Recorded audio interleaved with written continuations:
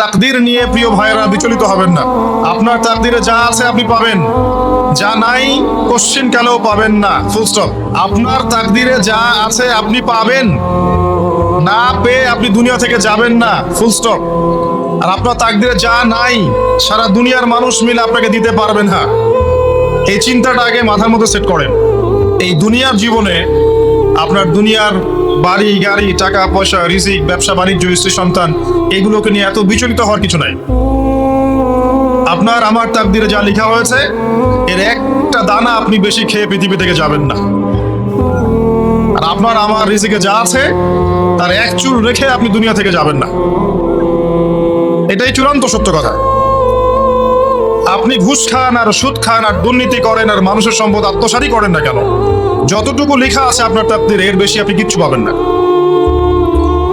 আর আপনি হালালে থাকার জন্য যতই কষ্ট করেন, হালালে আছেন, সবজি বিক্রি করে খাচ্ছেন, আপনি ছোটখাটো ব্যবসা করছেন, মানুষ আপনাকে দাম দেয় না, আন্ডারস্টিমেট করে, গরিব বলে, ফকির মিসকিন বলে, কিন্তু আপনার তাকদীরে যা আছে আপনি সেটাই পাবেন, এর বেশি আপনি কিচ্ছু পাবেন। হুয়াল আউয়ালু ওয়াল আখির, আল্লাহ পাক প্রথম এবং আল্লাহই শেষ। কুল্লু মান আলাইহা ফান ওয়া ইয়াবকা ওয়াজহু রাব্বিকা যুল জালালি ওয়াল ইকরাম। প্রত্যেকটা বিষয় ফানা হয়ে যাবে, কিচ্ছু থাকবে না। এখন আপনি পৃথিবীতে যা দেখছেন এগুলোর কিছুই থাকবে না। প্রত্যেক মানুষ, প্রত্যেকটা জিন, প্রত্যেক উদ্ভিদ, প্রত্যেক এই প্রাণী, আকাশ, মহাবিশ্ব, গ্রহ নক্ষত্র, চন্দ্র সূর্য, সমুদ্র, পাহাড় পর্বত, বিশ্বনেতা, রাষ্ট্রনেতা, সমাজ নেতা, পরিবারের কর্তা, অর্থনৈতিক নেতা, সবাই মারা যাবে, সবাই শেষ হয়ে যাবে, কিচ্ছু থাকবে না। এই বিষয়টা আগে ভালো করে হজম করতে হবে যে আমরা এখানে থাকতে আসিনি, আমরা এই দুনিয়ায় থাকতে আসিনি, আমরা এখানে এসেছি চলে যেতে। যার মনের মধ্যে এই কনসেপ্ট থাকে সে কখনো আল্লাহ পাকের বিদ্রোহী হতে পারে না, সে কখনো আল্লাহ দ্রোহিতা করতে পারে না, কুফরি করতে পারে না, শিরক করতে পারে না, আল্লাহর অবাধ্য হতে পারে না। যার মনের মধ্যে এই চিন্তা বদ্ধমূল যে আমি এখানে থাকতে আসিনি, আমি এখানে মুসাফিরের মতো এসেছি, গাছের ছায়ায় বিশ্রাম নিচ্ছি, বিশ্রাম নিয়ে শেষ হবে, চলে যাও। যারাই আল্লাহ দ্রোহিতায় লিপ্ত হচ্ছে, শিরক করছে, বেদাত করছে, হারাম খাচ্ছে, ঘুষ খাচ্ছে, সুদ খাচ্ছে, জেনা করছে, আল্লাহ দ্রোহিতা করছে, আল্লাহর বিধানকে অস্বীকার করছে, তারা ইনডাইরেক্টলি ধরে নিয়েছে যে তারা মনে হয় পৃথিবীতে চিরকাল থাকবে। কারণ যদি কিয়ামতের মাঠের কথা তাদের স্মরণ থাকতো তারা কখনোই কাজগুলো করতে পারতো না, পারতো? এবার আসেন, আল্লাহ পাক কলম সৃষ্টি করে তাকদীর লিখেছেন, অতএব তাকদীর নিয়ে প্রিয় ভাইরা বিচলিত হবেন না। আপনার তাকদীরে যা আছে আপনি পাবেন, যা নাই কোশ্চিন কালেও পাবেন না, ফুল স্টপ। আপনার তাকদীরে যা আছে আপনি পাবেন, না পেয়ে আপনি দুনিয়া থেকে যাবেন না, ফুল স্টপ। আর আপনার তাকদীরে যা নাই সারা দুনিয়ার মানুষ মিলে আপনাকে দিতে পারবেন না। এই চিন্তাটা আগে মাথার মধ্যে সেট করেন। এই চিন্তা যার মধ্যে ইনস্টল করা আছে সে আত্মহত্যা করে না কখনো, সে হতাশ হয় না কখনো, সে ভয় পায় না, আল্লাহর পথে চলতে গিয়ে পিছু পা হয় না, সে জালেমের সামনে মাথা নত করে না।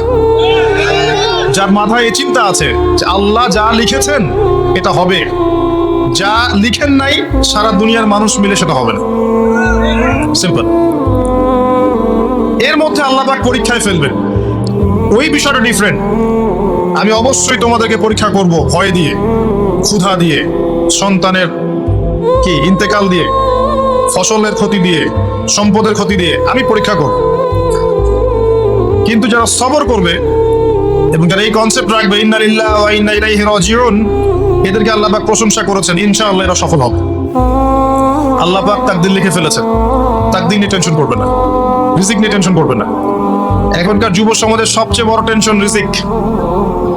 একটা জব, একটা ভালো জব, একটা ভালো ব্যবসা, সে সিকিউরড লাইফ চাচ্ছে, রিজিক নিয়ে চিন্তা করবেন না। আপনার কাছে যে রিজিক আছে এটা আপনার কাছে আসবেই ইনশাআল্লাহ, হয়তো সময় লাগছে কিন্তু আপনার কাছে আসবে ইনশাআল্লাহ তাআলা। আপনি হালালের উপর থাকবেন, ন্যায়ের উপর থাকবেন। আপনি অন্যায় পথে রিজিক সার্চ করবেন না। আপনার তাকদিরে যে রিজিক আছে আপনার কাছে আসবে ইনশাআল্লাহ। এবার আসেন, আল্লাহ পাক এরপরে সৃষ্টি করেছেন মহাবিশ্ব। এই পুরো মহাবিশ্ব তাকদির লেখার পরে মহাবিশ্ব কয় দিনে? ফি সিত্তাতি আইয়াম, 6 দিনে। মাত্র 6 দিনে আল্লাহ পাক পুরো মহাবিশ্ব সৃষ্টি করেছেন।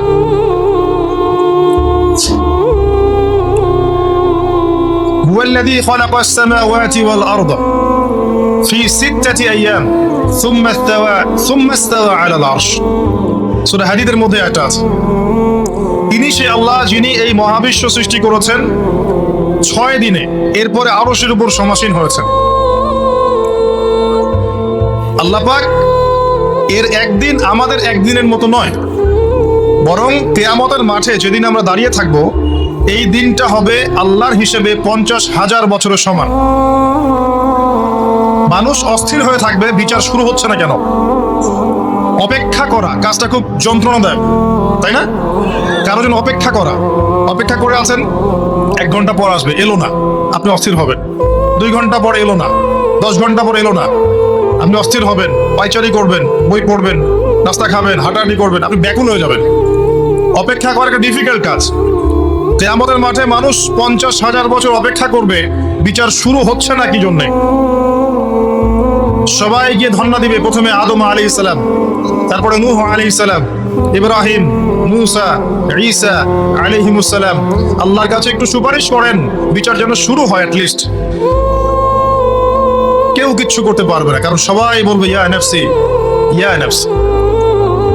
দূর থেকে একজনের আওয়াজ আসবে, যিনি ইয়া নাফসি বলছেন না, যিনি বলছেন ইয়া উম্মতি, ইয়া উম্মতি। সবাই তার কাছে যাবে এবং তিনি আমাদের নবী মুহাম্মদুর রাসূলুল্লাহ সাল্লাল্লাহু আলাইহি ওয়াসাল্লাম সিজদায় পড়ে যাবেন এবং তার উম্মার জন্য সুপারিশ করবেন।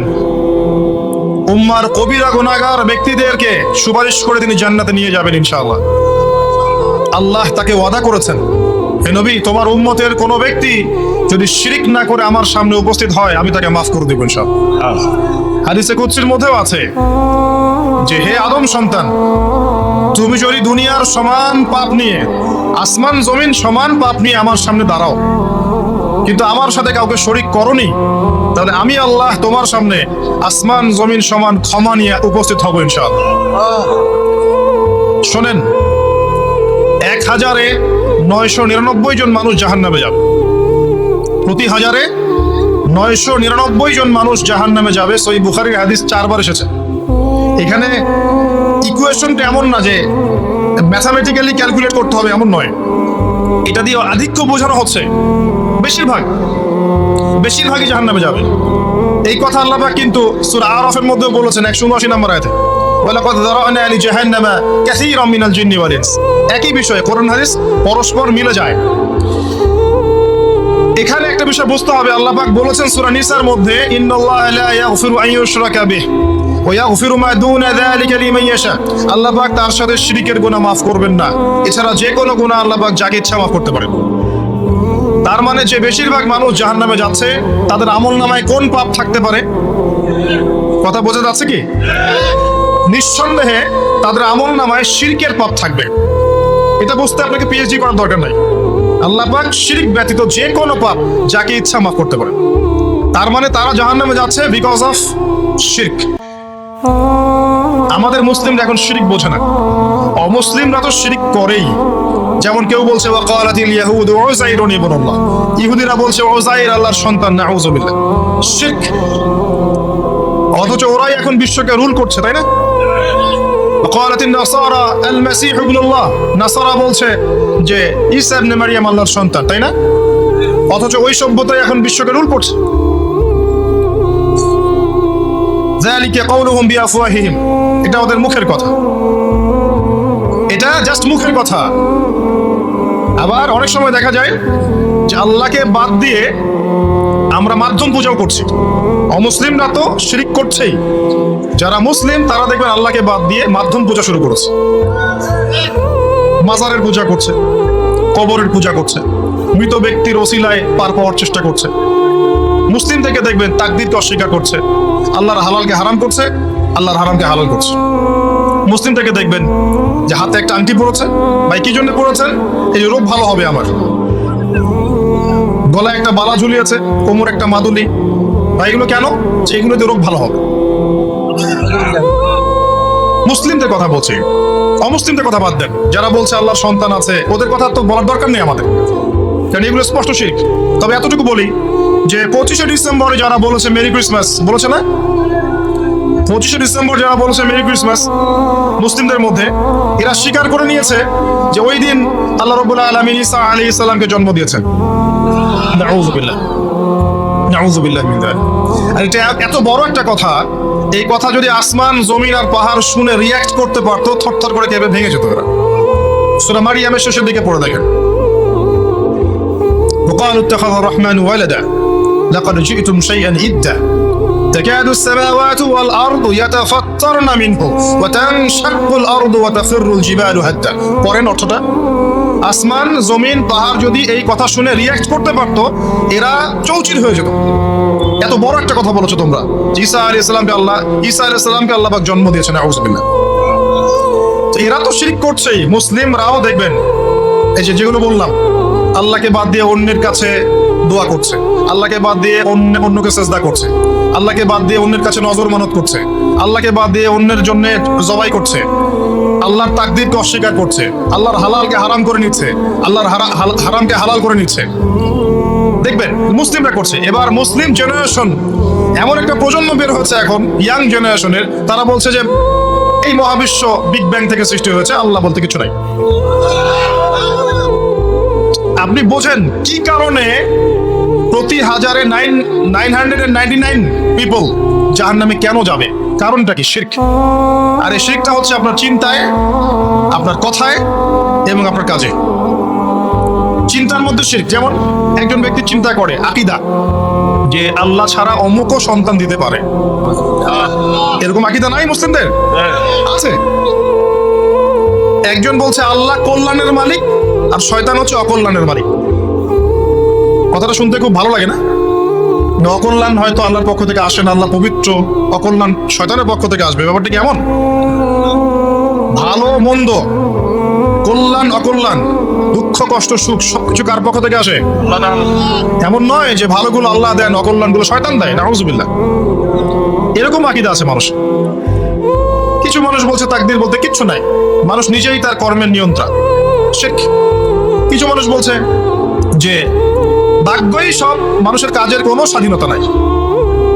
মানে ভাগ্যই সব, আমার কাজের কোনো স্বাধীনতা নাই, আমি কলের পুতুল। চুরি করেছো কেন? আল্লাহ তাকদীরে লিখেছে তাই। সুদ খাও কেন? ঘুষ খাও কেন? রিলিফের মাল মেরে খাও কেন? আল্লাহ তাকদীরে লিখেছে তাই। এরকমও কিছু মানুষ আছে। প্রত্যেক পদে পদে আপনি শিরক পাবেন। আপনি আল্লাহকে ছাড়া সেজদা দেখতে পারবেন, আল্লাহকে ছাড়া মানুষ নজর করছে, মানত করছে, কসম করছে, কুরবানি করছে, সেজদা করছে, দোয়া করছে এবং ওসিলা পূজা করছে যে আল্লাহ বাদ দিয়ে অমুকে আমাকে পরকালে পার করিয়ে দিবে।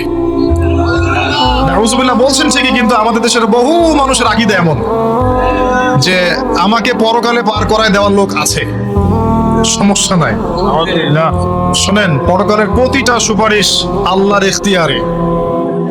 একজন শহীদ, আল্লাহর পথের শহীদ, তিনি কিন্তু সুপারিশ করবেন, কিন্তু তিনি নিজের ক্ষমতায় করবেন না আল্লাহর ক্ষমতায় করবেন। আলেম, হাফেজ, আল্লাহর পথের যারা মুজাদ্দিদ ছিলেন, আল্লাহওয়ালা আউলিয়া মানুষ, নবীগণ, সিদ্দিকগণ, সুহাদা, সুপারিশ করবেন নিজেদের ক্ষমতায় না আল্লাহর ক্ষমতায়। আকীদা স্পষ্ট না থাকলে তখন আমল করতে গিয়ে শিরক হয়ে যাবে। আর শিরক হলেই কি হবে? ওই যে বললাম, প্রতি হাজারে 999 জন মানুষ জাহান্নামে যাবে।